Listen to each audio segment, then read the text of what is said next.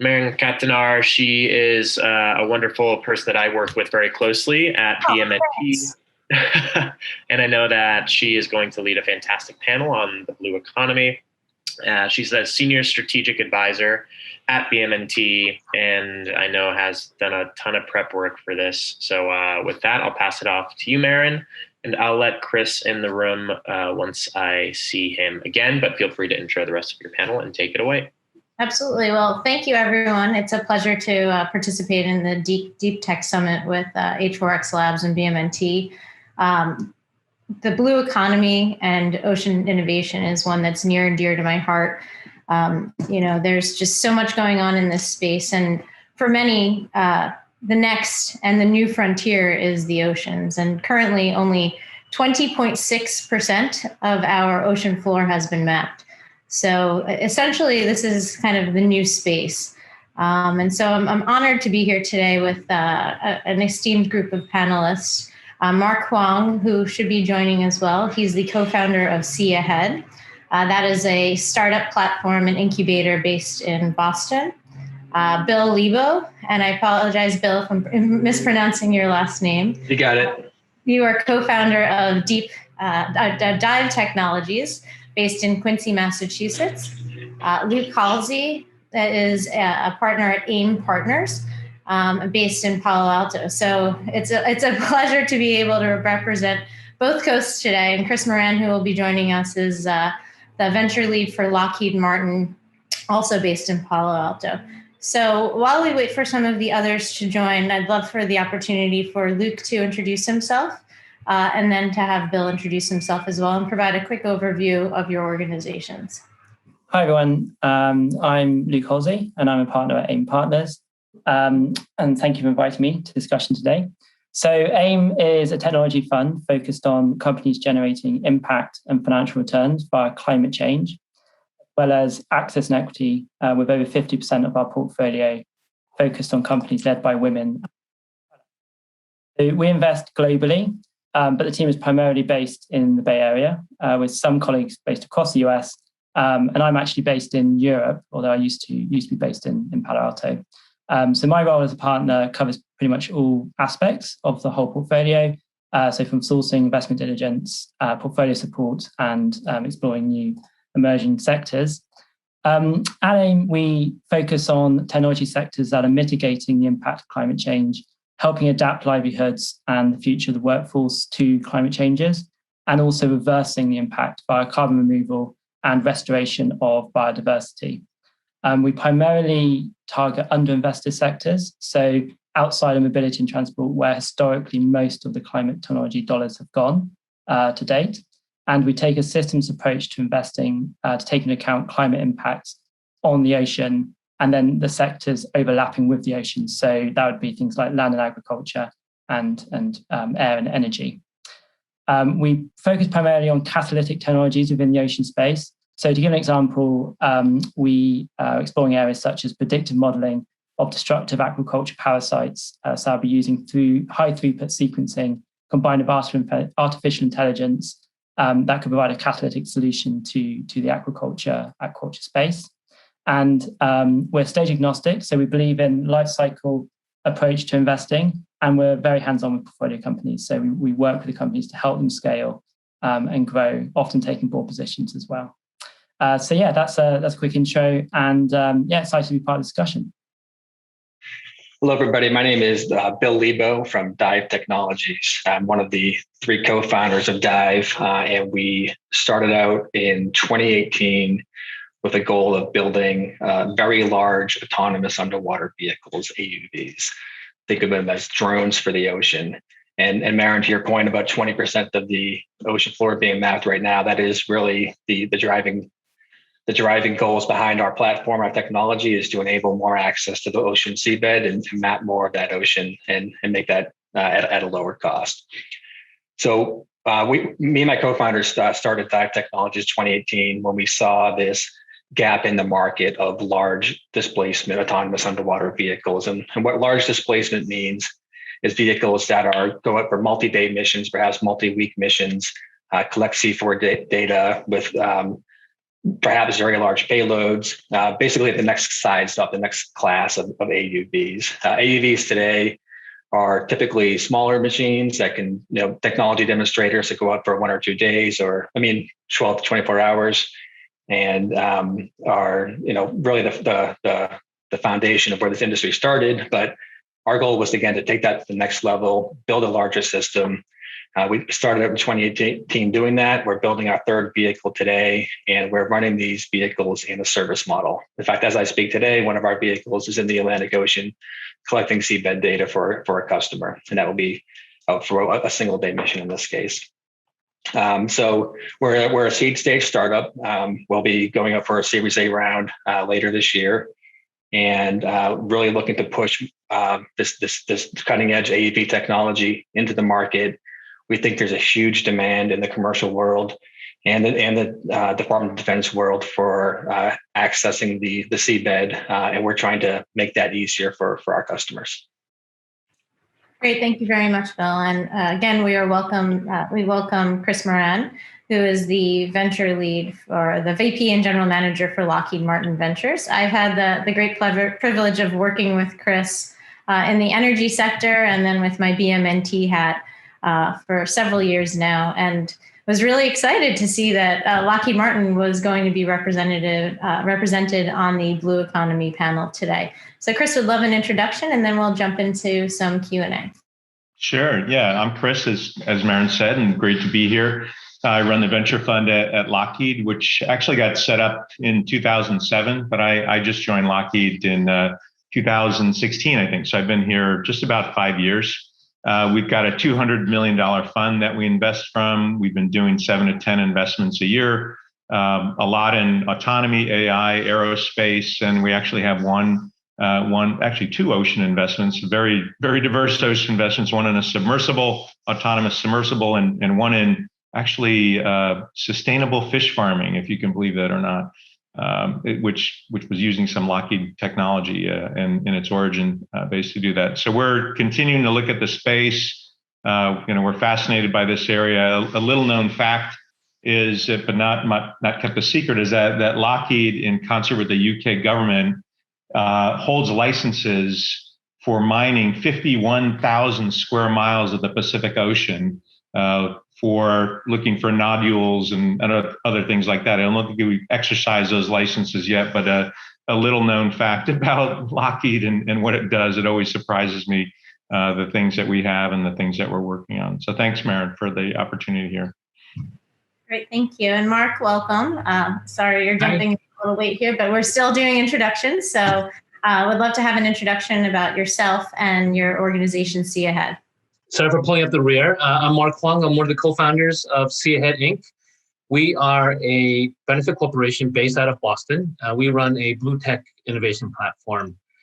So what does that mean? Part of that includes Blue Swell, the only dedicated ocean-related incubator that we do in conjunction with our partner, the New England Aquarium. We have about 63 startup members, and we also run Blue Angels. Since this space is young, which we're going to talk about, there's still a lack of funding for these type of startups. So that's the Angel program until the Navy says we can't use that term, Blue Angels.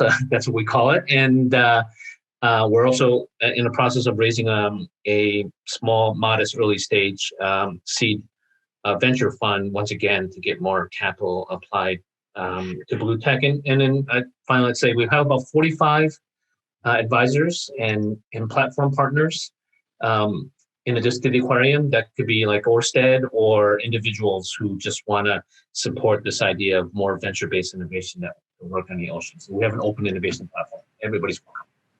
Great. And I saw that Dive Technologies is actually a member, so we can have Bill tell his opinion and the truth of the incubator that you have. I know where you live, Bill. All good stuff.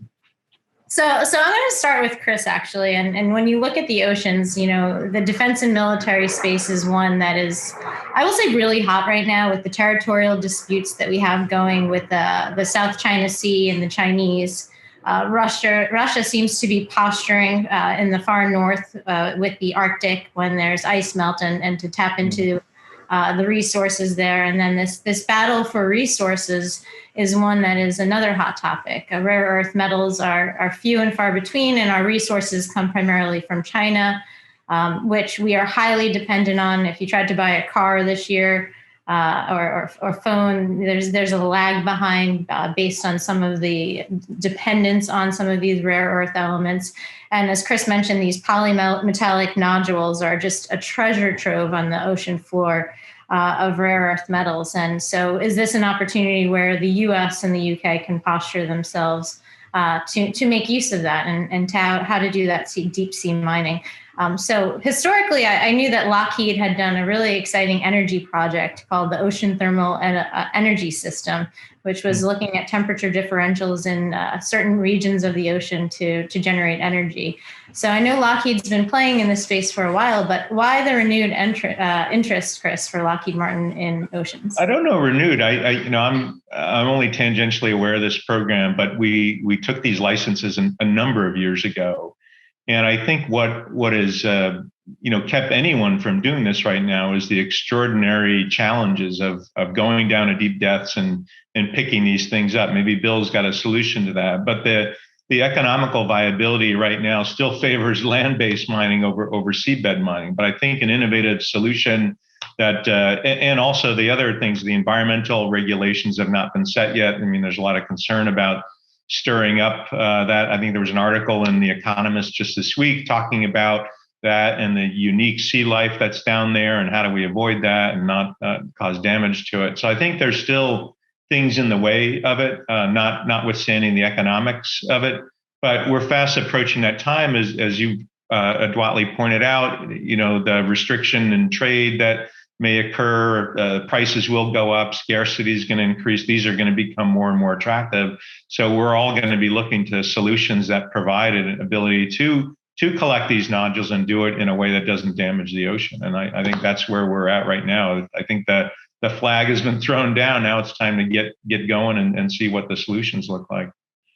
That's really exciting. And when you look at the oceans, a lot of folks are comparing it to space, as I mentioned previously, with the new and next frontier being oceans. The austere environments deep down are rather tricky. And as we look at what type of technology is required to actually get down there, it's really deep tech. And, we don't use the terms mil spec and mil standard anymore so much, but I'd love to ask Bill a little bit about their technology and what the state of the AUV market is and how it's evolving over time, and how you see your company and others playing to help support and accomplish the tasks that Lockheed's pursuing. Yeah, absolutely. And I'll start with trailing off of what Chris just mentioned on, as the prices go up on rare earth minerals and the need to move to the ocean. Chris, we're working on the other side of that curve, but we're trying to reduce the cost to access the ocean down there. So at a certain point, these two lines meet and make sense, and using autonomous systems to go up there and, first survey and then eventually collect is something that needs to happen or will happen. And that's sort of the basis of where we're coming from. We started Dive Technologies. But it's not just rare earth minerals, right? It's also the offshore wind market, the NOAA's executive order to map the EEZ, the miles and miles of decommissioned pipeline in the Gulf, and the new infrastructure in the Gulf. These are all new industries and growing industries that require a lot of assets, a lot of survey vessels collecting data on the seabed, to the point where the market won't be able to keep up with that demand. So creating a new solution, creating meaningful autonomous systems, not just ones that can go off for several hours in a day, but ones that can go off, get launched from a pier, collect days of data and come home. This is, again, something that needs to be created for the market to solve this problem. And that was the thesis behind Dive, was these large systems that leverage an existing technology and community. The AUVs haven't been around that long, but they have at least a 20-year history of technologies being developed. Early on, they had to develop, each company that made an AUV had to develop their own thruster, had to develop their own battery. Now there's an industry that's been created. Dive taps into that industry. We use the best of the best when it comes to energy and propulsion. We develop a lot of our core technology in cost-effective ways, cost-efficient ways, and we created this architecture that we bring to the ocean. We don't like to call it a vehicle or a platform. We call it an architecture because we know it needs to change. It needs to change with each industry, with each mission, and we can grow and scale on that. So that was again the thesis behind Dive, was to create this architecture for a large, meaningful platform to attack all of these markets I mentioned, plus the ones that Chris talked about. So, I look at your platform, and you have the opportunity to put different sensor systems on there and to monitor different things. And one area that we've been concerned about is, adversaries shooting down satellites in space. And we don't talk too much about the fact that our internet cables are still highly dependent on them on the seafloor. And so monitoring things like that is strategically important to the US and our allies. But in addition to that, Chris mentioned fisheries, and I had no idea that Lockheed was involved in that. But overfishing and illegal fishing is a huge issue. And when I think about the sensor systems and the platforms that are going to be going out there into the oceans, this is another one that's critically important. And I don't remember what the year was, but they said at some point in our lifetime, we will not be able to have fish on our plates. Whether or not that's true, I don't know. But Luke, I'd love to ask you some questions about climate and the environment around oceans, because it seems that AiiM Partners does do a lot of investing in that space. And, with some of the earlier discussions around the seafloor, disturbing the natural ecosystem and habitat plays a huge role in the overall ecosystem of oceans. Can you talk a little bit about, what AiiM is investing in and how you're finding those opportunities? Are there shortages in opportunities in this landscape? Yeah, of course. So I think the way we think about AiiM is life under the water. So from the impact angle, life under water as an SDG is the least invested area in the oceans. And yet it accounts for, as we know, we've been talking about the ocean economy, is around $24 trillion. So it's a huge opportunity. And yet both directly with life underwater, so fisheries and pieces like that, but also from a climate perspective is just hugely underinvested. So we see opportunities in a couple of key areas. So I suppose it's so I take that back. So we take a very much research-driven approach to ocean. So we've talked about rare earth metals. We've talked about offshore wind. What we tend to look at is a systems approach. So in what way can technologies play in tackling these problems in a way that's commercially viable? So ultimately, although we take an impact view, so for instance, SDGs around life underwater, or creating sustainable protein for people, seaborne people have fish and seafood as a major protein source, ultimately, although there's that impact lens, it has to provide commercial opportunity. So I think we're all kind of coming around the same way, in that there's still these major challenges within the ocean space, whether it's the data, ability to understand what's happening within the ocean, deep floor, also weather patterns and how that plays into the environmental aspects, but also the capital intensity of a lot of these solutions. So whether it's building out the hardware to actually achieve these areas, and that could be more of a policy decision or other aspects, but the capital intensity is a major barrier. So when we're looking at the space and trying to find opportunities, we're also taking a viewpoint on what types of capital are needed to drive these solutions. So because AiiM's stage agnostic, and we can take a life cycle approach, we work with innovations, can be very early or can be at the growth stage. But we like to work with innovations to help them understand what's capital needed when, maybe non-dilutive capital, such as grants and debt to help scale those solutions, or then venture capital, growth capital. And that has enabled us to develop a very strong pipeline, a proprietary pipeline of key innovations within the ocean space. And to date, we're kind of on average investing 4 to 5 investments a year. And then taking that approach, we're trying to unlock traditional players to enter the space to provide that necessary scale capital. So, for example, over 100 times in our investment has been invested into our investee companies. So I suppose where I'm going with this is by taking a very research-driven approach and intentional approach to find commercially viable technologies, leads to finding key innovations that could then be scaled commercially, but then doing it in a way that enables more capital to flow into space. Because at the end of the day, to solve these large-scale problems, it has to have you need to attract much larger growth scale funds. Great. Well, I think talking about funding makes me think about those Blue Angels, and wanted to ask Mark a little bit about your thoughts on where you see the opportunities in blue tech, and where you see opportunities for growth based on your experiences with your organization, See Ahead. Sure. And before I formed See Ahead, I spent about 15 years in clean tech. 10 of those years were GE on the corporate venture side, trying to figure out should GE enter certain sectors, renewable energy, electric transportation, LED lighting, and then as part of a fund. So why is that relevant? Is our thesis is that there's some differences, but there's some similarities on timing. Right? Is blue tech today, the good, the bad, and the ugly look a bit like maybe what clean tech was in the late 90s. The seafood side, its closest first cousin is what happened in food and ag in the U.S., particularly, right? The deindustrialization of food and venture played a huge role with the startups as we eat differently and shop differently. So there the question is maritime, ports, offshore renewables, an ocean-centric view on climate change.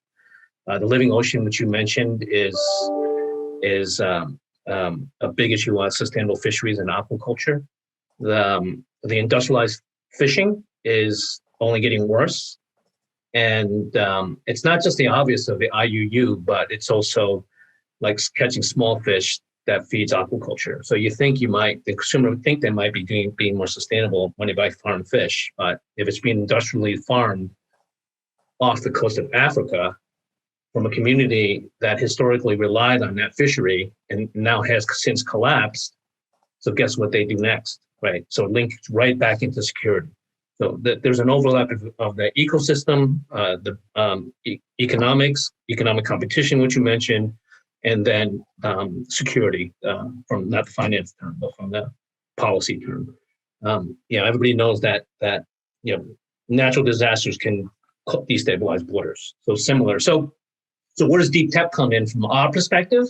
Right, is to be a little glib, is you have a coder, somebody working in data analytics, graduating from grad school, he or she could work anywhere.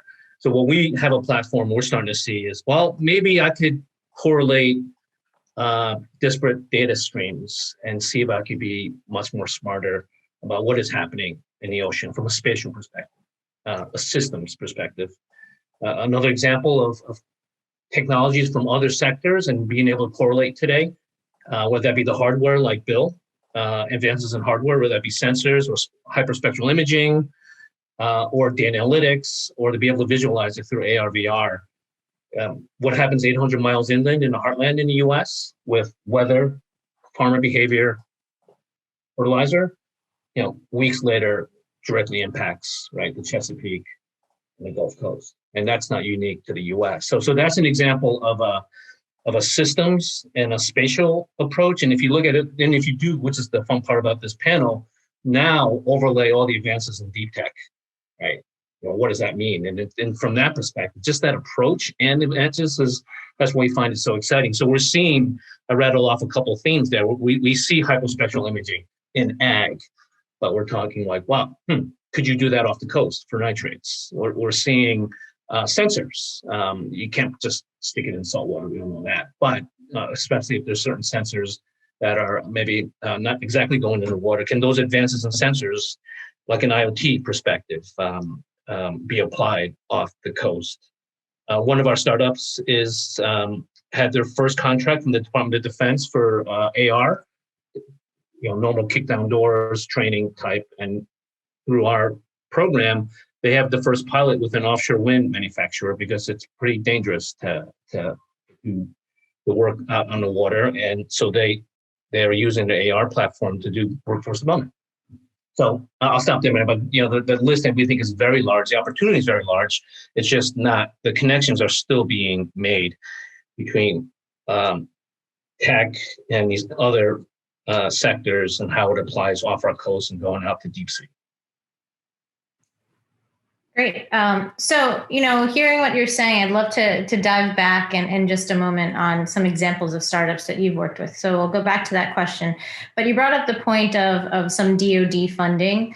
Dive Technologies is one startup that is looking at dual use funding. So looking at some of that non-dilutive funding coming from the government, but also pursuing commercial funding as well, which is a great news story for startups. And especially startups that are hardware oriented and actually have to meet really difficult requirements. So Bill, I'd love you to talk a little bit about your posture in dual use, and then allow others after you comment to talk about some of the opportunities that they're seeing both internationally. Chris, you mentioned the UK, and also within the United States of funding opportunities within DoD and elsewhere. So Bill? Yeah, absolutely.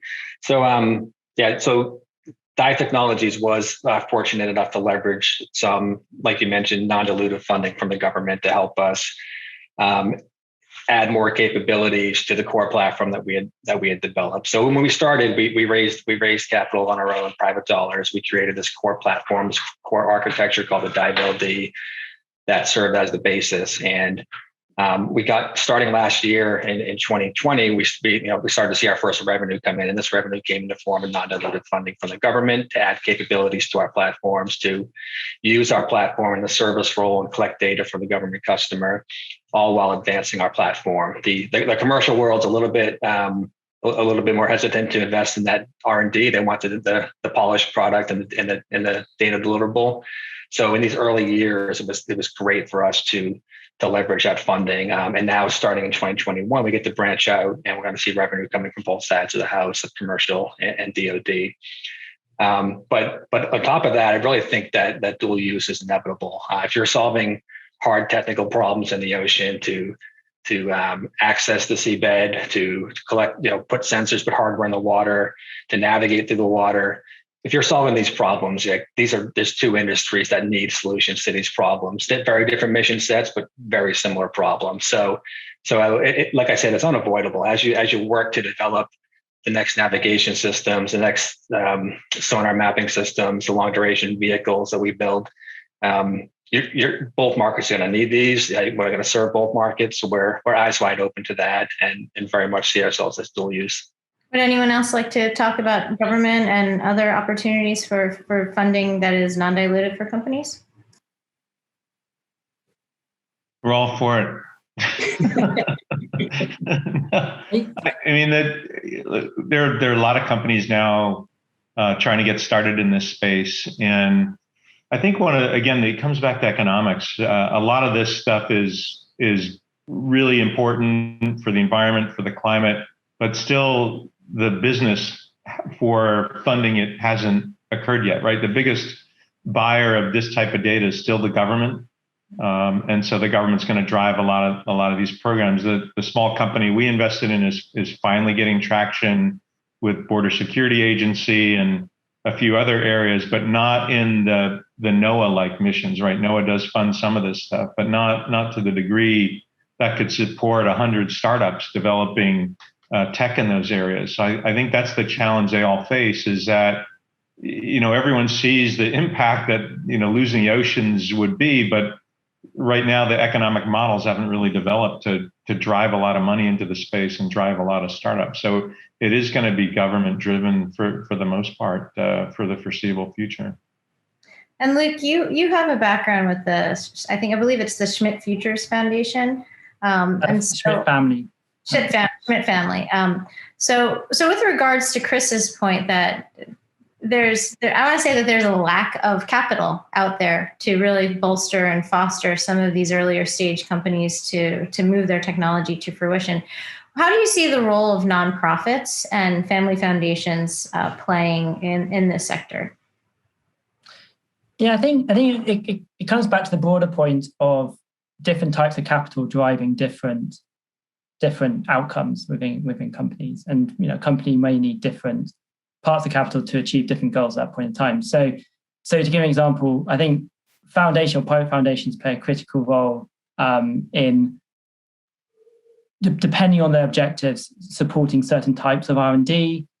Government, non-dilutive government funding obviously plays a very critical role in initial R&D on deep tech. Private foundations can take risks, or different risks what government can take. They can take sort of a broader view or more narrow view, which isn't necessarily aligned with what government priorities are. So it's a very complementary source of capital.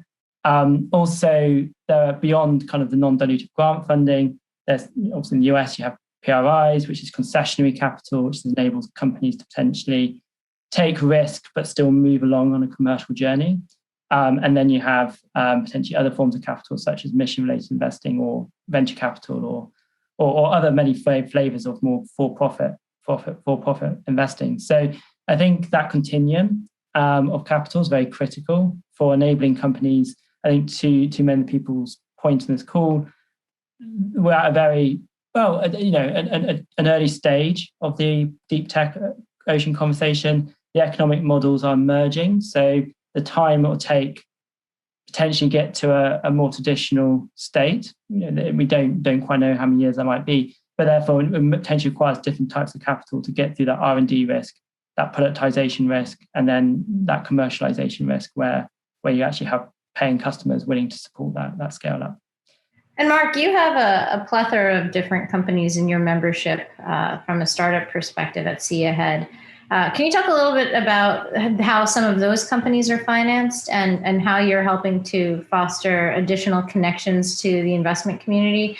When you look at traditional defense like M&A, the valuations and multiples aren't quite that of if someone was to sell strictly commercial to a really broad audience. So how are your companies situated in this landscape? Yeah. So maybe follow on to Chris's point is the space is still young and the biggest acquirer tends to paint everything gray, right? The Department of Defense, but right, a couple macro drivers. The growth in global aquaculture continues anywhere from 5 to 11%. It's dirty. There's no tech, right? So there's a push now, consumer-driven, market-driven, on cleaner, more traceability. So you're having impact family offices fund, and some of the first early dedicated aquaculture funds. This is one example, and these are tech deals, right? If you go to some of the aquaculture in your neighborhood, if you're on the coast, and there's wax pencils being used, right? So so that's one example. A second, let's go to the East Coast. It is a once in a generation opportunity for the United States today, with getting more of a push from President Biden on offshore wind. The numbers are in the tens of billions of infrastructure investment. Take that whole value chain, supply chain. The PPAs have been issued. Right. Not to say there aren't really big problems with the fishermen and others, but that the PPAs will drive the investment into the supply into the whole, including port infrastructure. So questions of dual use that, like Bill mentioned, is here's an example where the U.S. Navy and the emerging offshore wind sector, which is gearing up heavily to spend a lot of money. Our overlap is marine mammals, right? The Navy doesn't want to hit a whale, right? And the offshore wind sector can't work when a whale is nearby for acoustics. Completely aligned. And in fact, the ecosystems sit on top of each other in New England, with Newark working on as well as the maritime and the offshore wind sector. So we're seeing some of these companies, let's say, tied to the traditional offshore wind sector. They tend to be Northern European in the beginning. Equinor is, for example, is the big oil and gas company out of Norway, and they owned a lot of the rights for these offshore wind. Equinor Ventures is out of New York, right? Their venture group set up in the States, not for clean tech, right? So you are. I could go down a couple other examples of that. Is where you're starting to see from ancillary sectors who understand that overlap with the ocean, and they will invest. Well, actually, I'll pick one more sector: the circular economy. Plastics, ocean plastics is a subset of the circular economy issue. That sector is a CPG sector, so it's driven by consumers. It moves lightning fast than anything like maritime or the Department of Defense does. So that means money and capital gets deployed faster. There's a more and more emerging venture funds tied to circular economy. If you have a business plan that you're a mile off the coast and you think you can help tackle the issue of ocean plastics, other than the Schmidt Foundation, which might fund you, there's now funds that would consider that under a circular economy. So they don't call it necessarily blue tech. So those are the type of early stage companies in these emerging sectors. And that's what VCs do, right? There's a degree of faith, right, that the market is going to come. It is about to turn the corner because of these reasons. But we're starting to see, those ecosystems start to do the initial funding, other than the Department of Defense. In fact, most of our startups, maybe they have an SBIR, but most of them couldn't spell U.S. Navy. But I think that's the point. Is it's the end economics. Who's going to pay for that? We're the same discussion when people tell me about space junk removal. It's really important, right? Really, really, really important. But absolutely nobody's willing to pay for it right now. And it's not different with the ocean junk too. Until somebody either policy-wise or otherwise ties that to some economic driver, you'll get these initial investments, but how are you going to have the pull-through for the big money to commercialize that stuff? No, Chris, and it gets even, that question is, it's a valid, very solid, and it gets even hairier past plastics.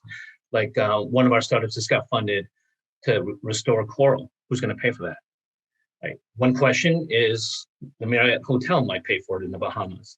But going back to the plastics, as that example you said is if we look at other economic models and how they've developed, going back to the consumer, using organic food as an example, the organic food market was a reflection of change in market and demographics. We consumers consume differently. So with the rise of ESG, right, and consumer behavior, who are willing to pay a price premium and are more sensitive to the footprint of what they're consuming, that's the CPG side. So you're right. I don't know who's going to pay somebody to go into the patch.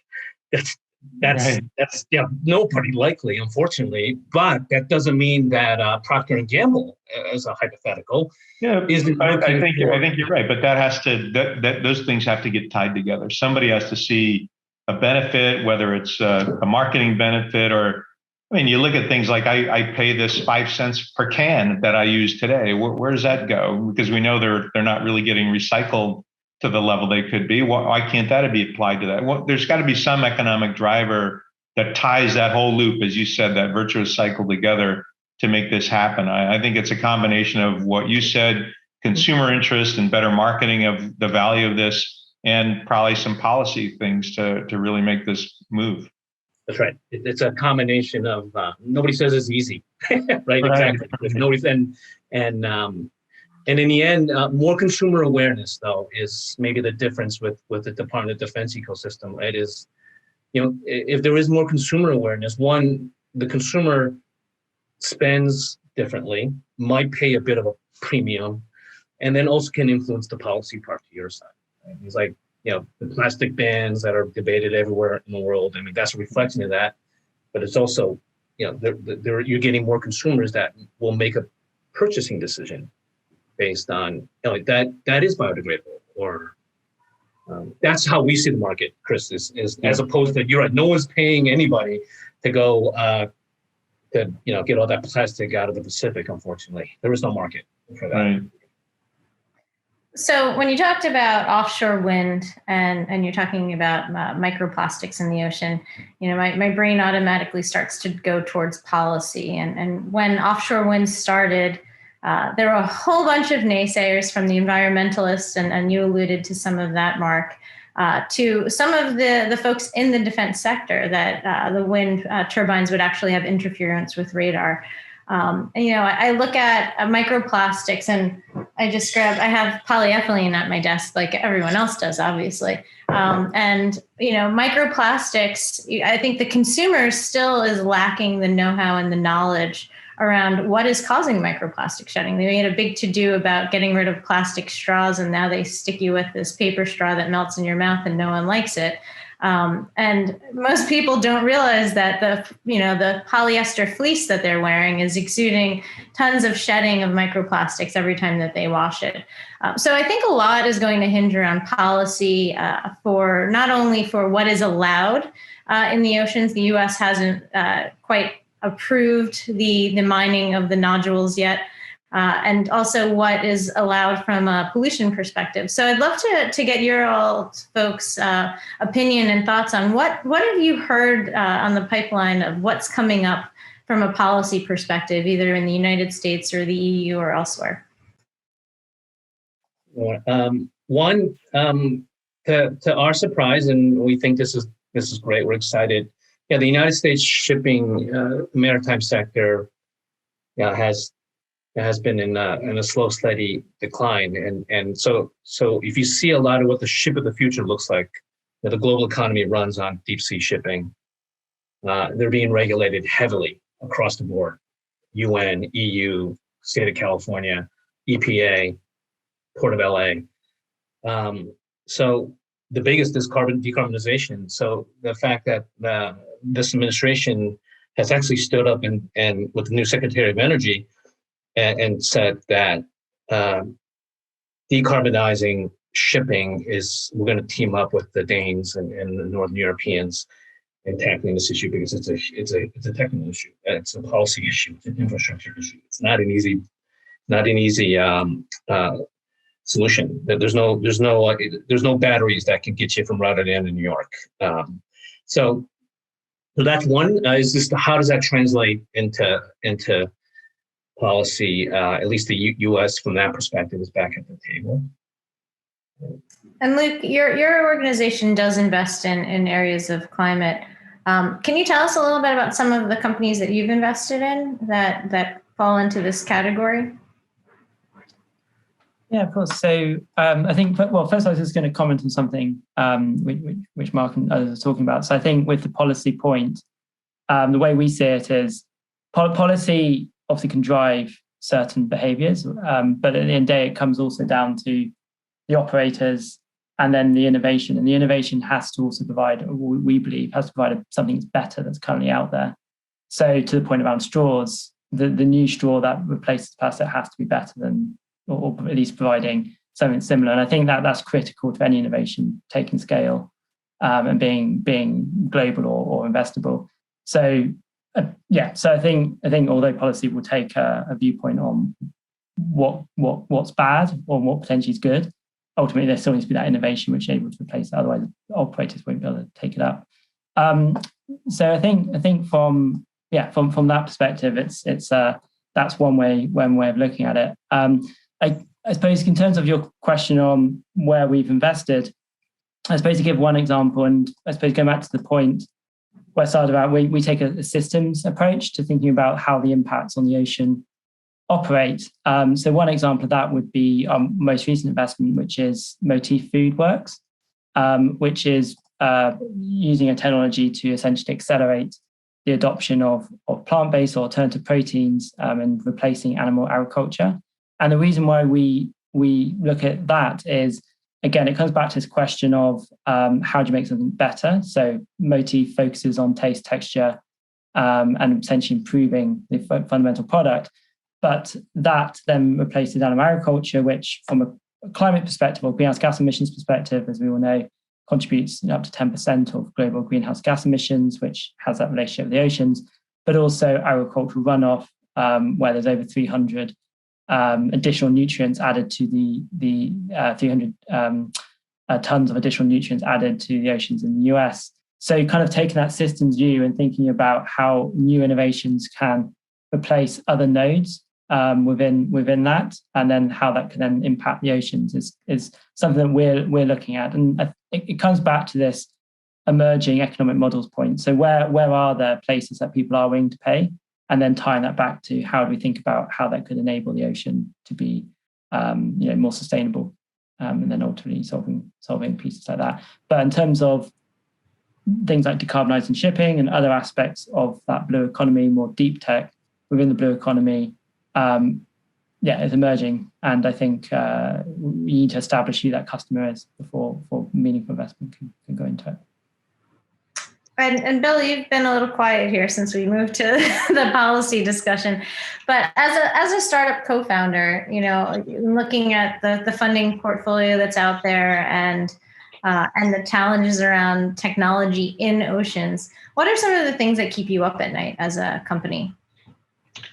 Yeah, so I mean, real quick on the policy, Maren. Yeah, our perspective is a little bit different, and we're looking for the policies we've been watching closely are the previous administration's mandate to map the EEZ and the current administration's goals of 30 gigawatt hours of wind, and then subsequently Vineyard Wind's project getting announced. I mean, those are the policies that we watch as a manufacturer of autonomous systems. So I think what keeps us up at night, I have a very long list of things that keep me up at night as a co-founder of a startup, trying to introduce new hardware that surveys the ocean autonomously, right? That is technically it's a huge challenge.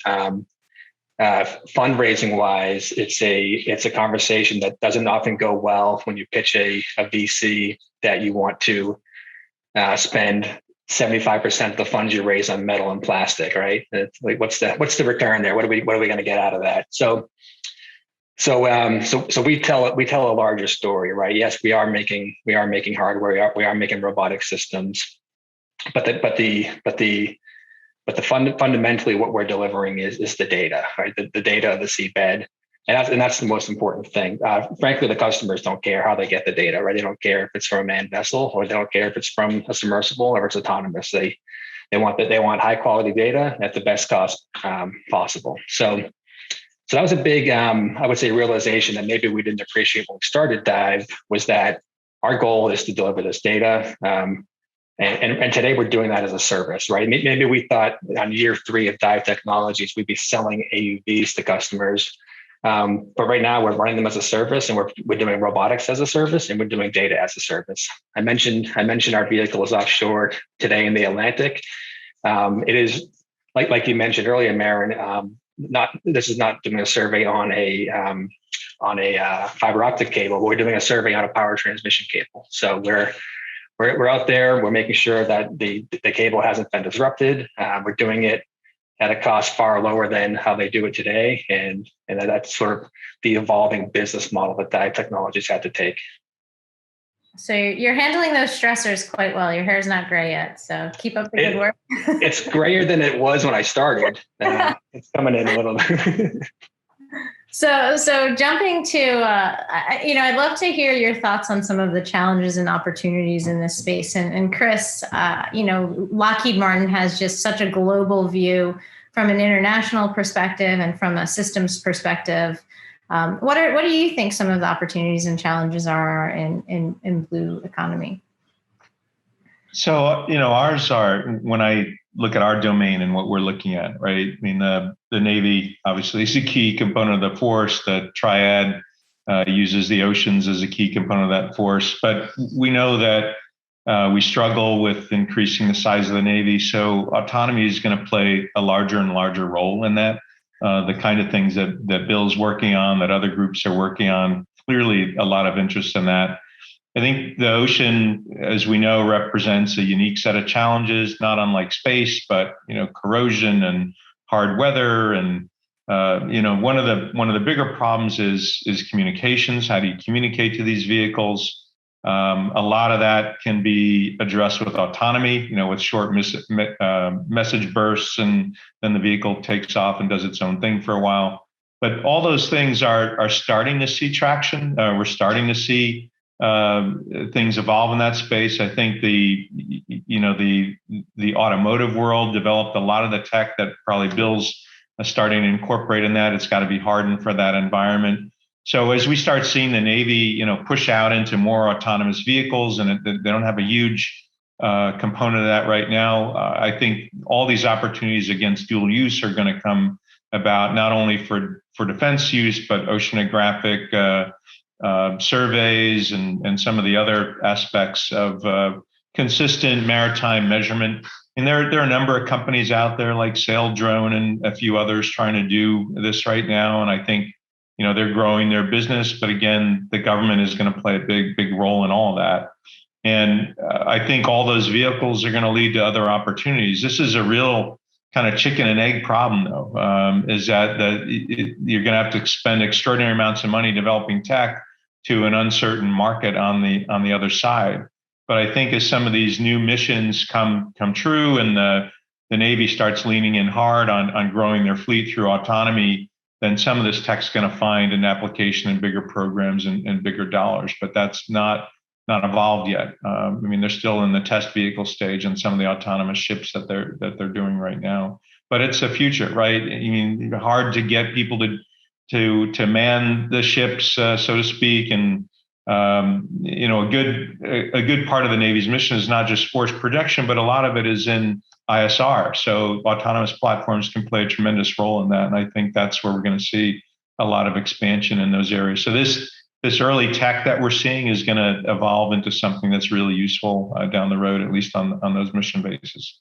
Yeah, it's really fascinating to see some of the things coming up the pipeline, with the advancements of computing to be able to process the data that's collected from sonar and acoustics. And then I believe there was a project at a Lincoln laboratory that was doing an underwater optical comms transmission. So there's really interesting tech coming up the pipeline. For Mark and Luke as well, I'd love to hear your thoughts on the challenges and opportunities, because you take it from a different perspective than Chris does.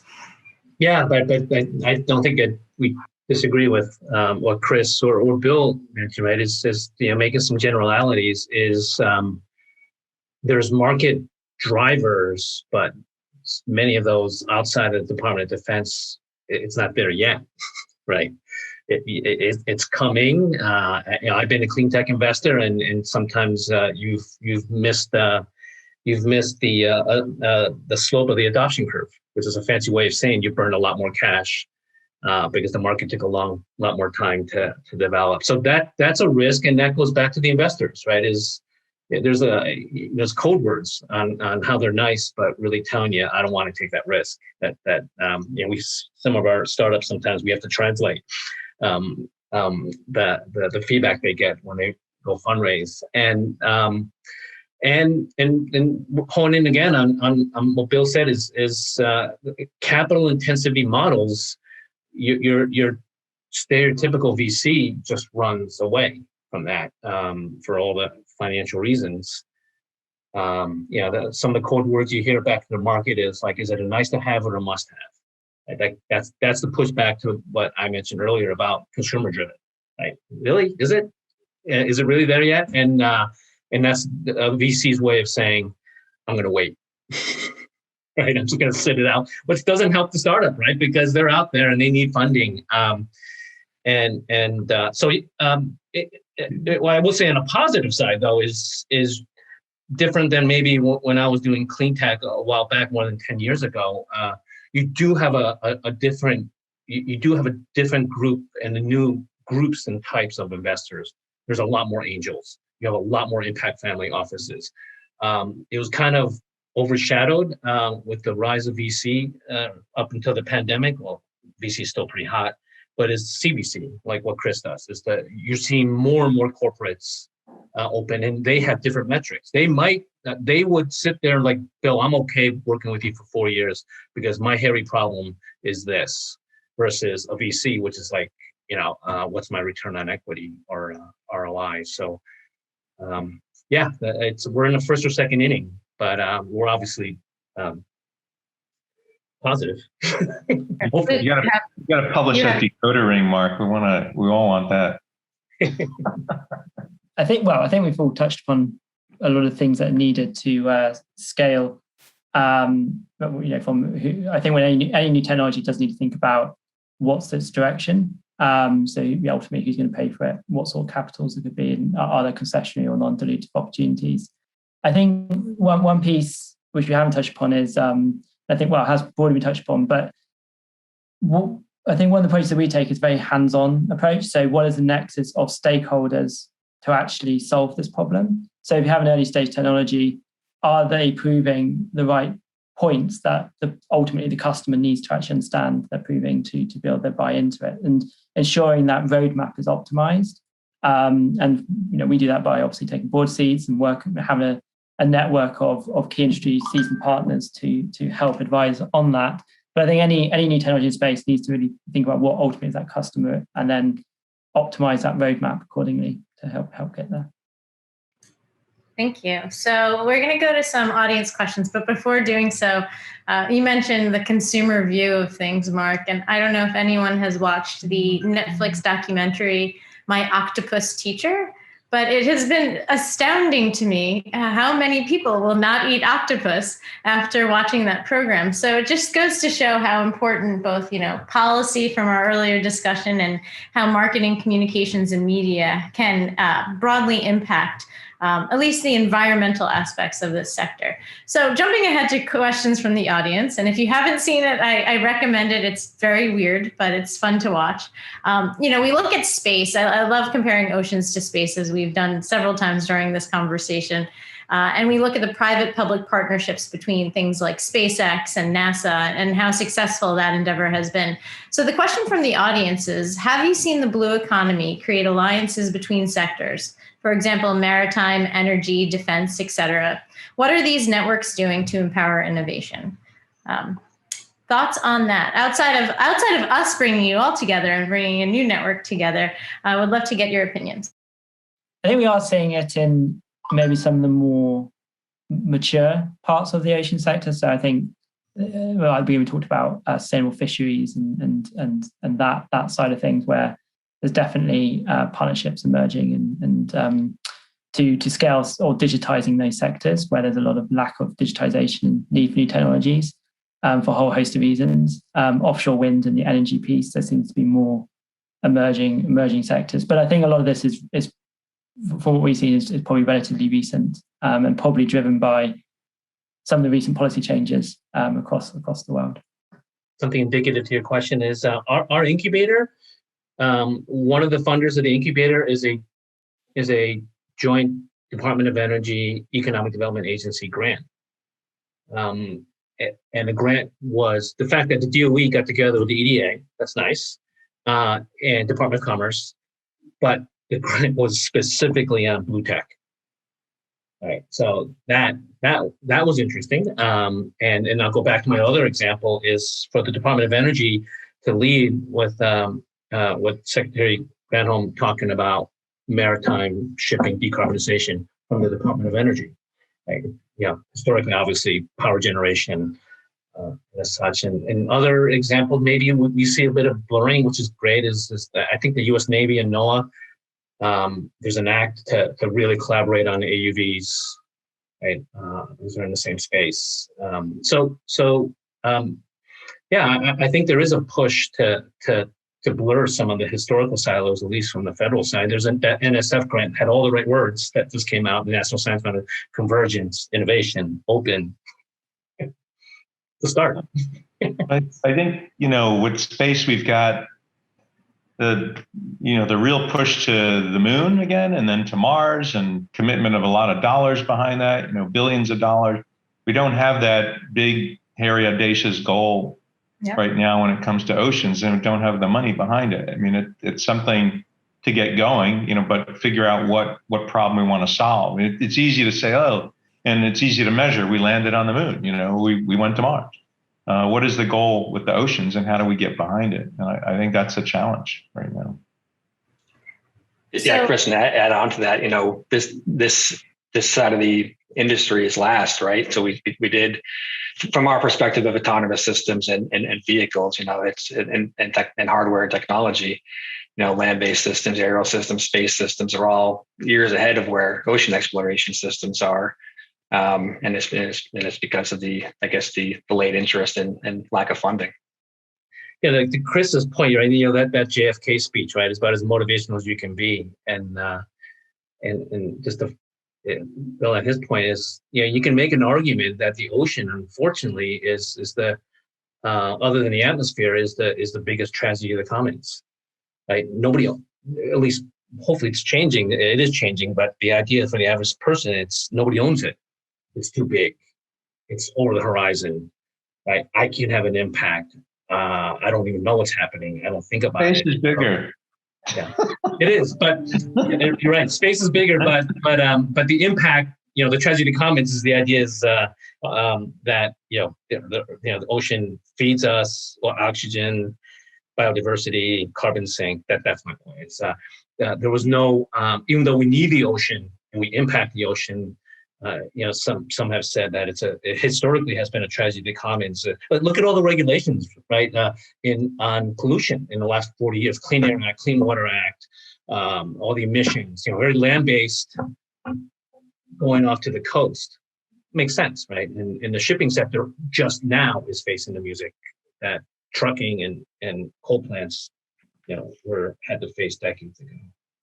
So for the folks here in Boston, when I look at some of the biotech startups that are here, they have unbelievable access to the large corporate players in the pharmaceutical space, some of the top tier hospitals, and to actual lab space. So the question from the audience is, and are there any comparisons to that in the ocean space? So are there ocean venture focused dockyards where a team can build having direct access to geographic access to Big Blue?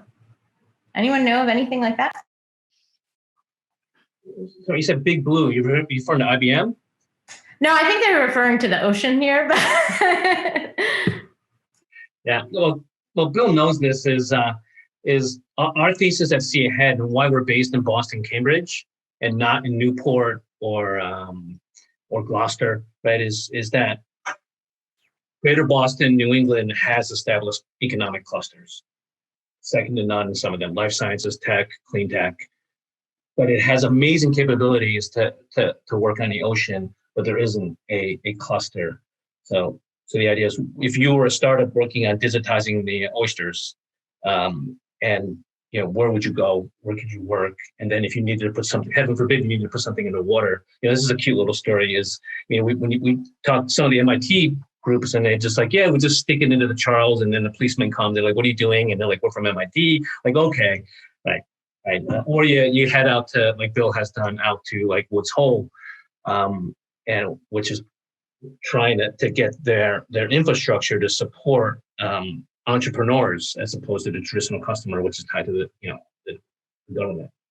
So I think New England, we're moving in that direction.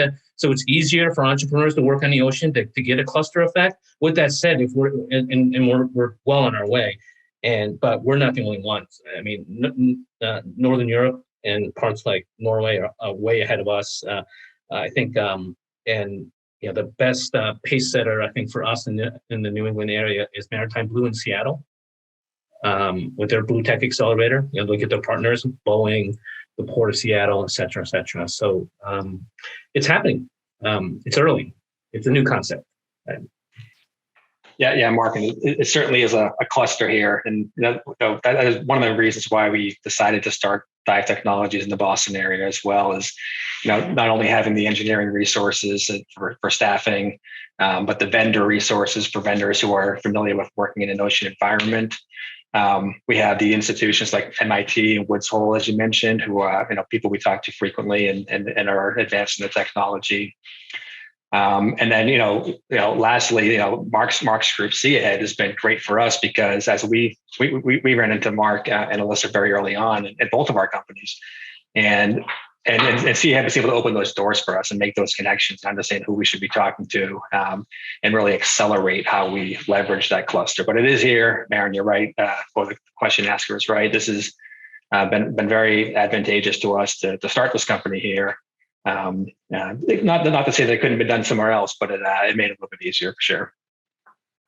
Like I said, this isn't the number one focus of the group, so I'm learning as these guys are talking a bit where these clusters are. I mean, we're aware of some stuff in Florida and some on the Gulf Coast, and out Monterey in California near Mabari, which is sort of the West Coast version of Woods Hole, But again, not a lot of companies focus on that right now. I think as a result of all the other issues we've talked about, the importance is high, but the market isn't valuing it to the same degree that other ventures are. And like Mark said, there's a decoder ring on venture capital. Some part of it goes into investing in your theme, which may be sustainability or clean energy or any number of things like that. But the other part is I have to return value to my LPs in a reasonable window, and that's usually the thing that dominates the discussion. Mm-hmm. Not with the corporate ventures, as you said. We have a little bit more patience, but the other guys. So the last question from the audience is, to young people entering this field, what do you think is the most exciting prospect of the future? Again, I'll take this from the autonomous systems, ocean exploration point of view. A young engineer working on ocean tech and developing systems at Dive Technology is, literally going to put a vehicle in the water that's going to map something that's never been mapped before, never been seen before. So it is still very much exploration. And the young engineers that we have on staff here at Dive Technologies are, very enthusiastic about that. Very, very excited to see their vehicles in the water, their product at work. So I think it's just that sense of exploration that still exists. And I would completely just double down on what that last point Bill just said is there are so many challenges and so many moving pieces. So if you're looking for a challenge, right? Blue Tech has it there as I come from a CVC background, so we would run events and competitions. That concept was relatively new to me. And I remember when we ran one of our first, someone said to us, or me at least, when you get out in front of all those grad students and students, after you define the problem, then you just slip in there, tell them that it can't be done. I don't need to go. Like, this can't be solved. Right? And engineers well, Mark. So we have, I'll say 5.5 minutes left, and I'd love to give each one of you 1 minute to give the audience a takeaway from our discussion today that you'd like them to leave with from the perspective of your organization and your interests. So we'll start with Luke, then go to Chris, then to Bill, and then to Mark. Yeah, I think my takeaway would be, yes, it's a nascent sector, but it is scaling, and there are emerging solutions which are going beyond startup, are becoming growth stage companies. And I think ultimately, the ocean and ocean tech will be a key player in solving the climate change conversation. So, yeah, it's a needed growth. It is happening.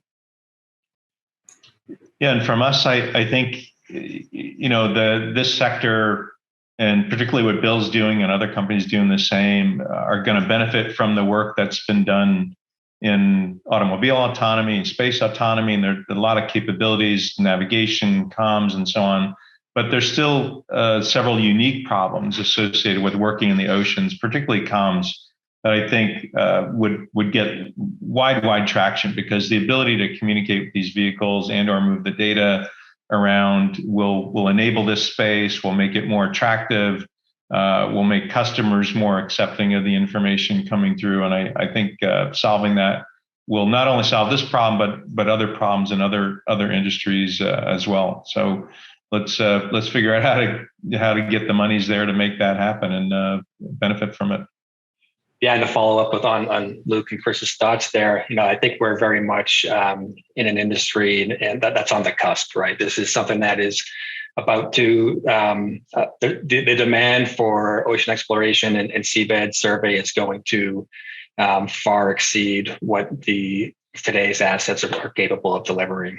So there's going to be a lot more demand for things in the water, collecting data, communicating, as Chris said, and when we're about to see a huge peak there. From you go back to the policy comments of earlier, we see a lot of traction, a lot of movement in things like wind and mapping the EEZ and the oil and gas sector. So, in order to keep up with that demand, we need lower cost solutions. We need distributed solutions. We need more assets in the water collecting data, and that is really, like I said, the thesis of Dive Technologies is to create to increase this access by creating this architecture.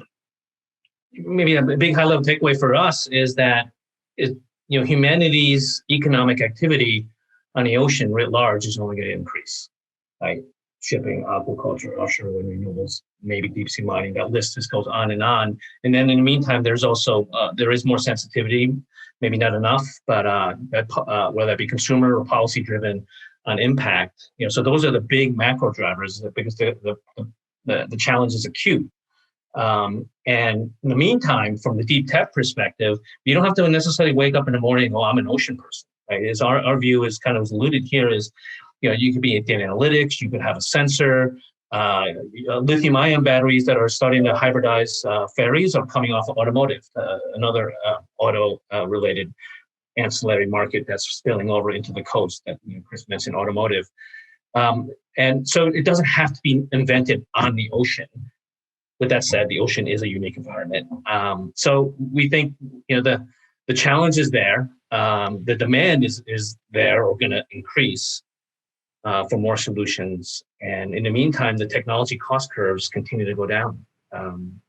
So a little bit of patience, but it's definitely dynamic if you want to come out and play. If that's the type of environment you'd like to work in.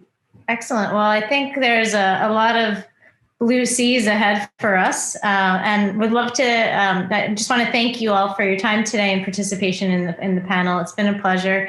Nice to meet some of you and good to see some of you, and I look forward to seeing how this continues to move forward and how the growth in the blue economy continues, and we see continued technology progress and investment in this sector. So thank you, everyone. Thank you, Maren.